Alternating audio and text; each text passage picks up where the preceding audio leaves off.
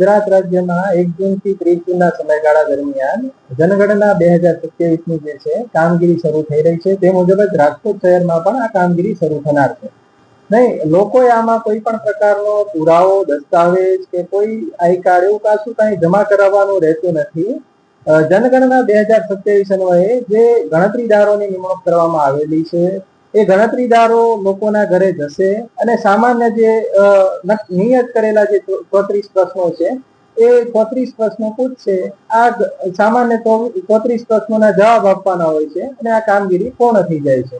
જી, આ 34 પ્રશ્નો જે છે એમાં સામાન્ય પ્રશ્નો હોય છે કે જેમ કે ઘરની દિવાલ, ભોંયતળિયા, છતમાં વપરાયેલી પ્રમુખ સામગ્રી, કુટુંબના પ્રમુખ વ્યક્તિનું નામ, મોબાઈલ નંબર, ઘરમાં જે છે ગટરનું પીવાના પાણીનો સ્ત્રોત હોય, ગટરનું કનેક્શન હોય, મોબાઈલ, ઇન્ટરનેટ, એલપીજી, પીએનજી કનેક્શનની વિગતો હોય.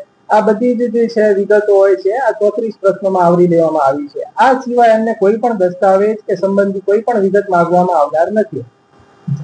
જી હા, 17 મે થી 31 મેનો સમયગાળો જે છે એમાં સેલ્ફ એન્યુમરેશન જે છે આખું અભિયાન ચલાવવામાં આવ્યું છે સરકાર દ્વારા, કે જેમાં જે લોકોએ સ્વગણતરી કરી હશે સેલ્ફ એન્યુમરેશન એ લોકોએ પોતે જ આ 34 ક્વેશ્ચનના જવાબ જમા કરવાના હોય છે અને છેલ્લે એક એસઈ આઈડી એટલે કે સેલ્ફ એન્યુમરેશન આઈડી જમા થતું હોય છે. અને જ્યારે આ કામગીરી અન્વયે ગણતરીદાર આવા લોકોના ઘરે જાય છે કે જેમને already SE ID self enumeration કરી દીધું હોય છે, તો એમને માત્ર એક એસઈ આઈડી આપવાનું હોય છે. તો આ એસઈ આઈડી આપવાથી પોતાનું જે છે એ કાઉન્ટિંગ એમાં થઈ જાય છે જનગણના 27ની કામગીરીમાં.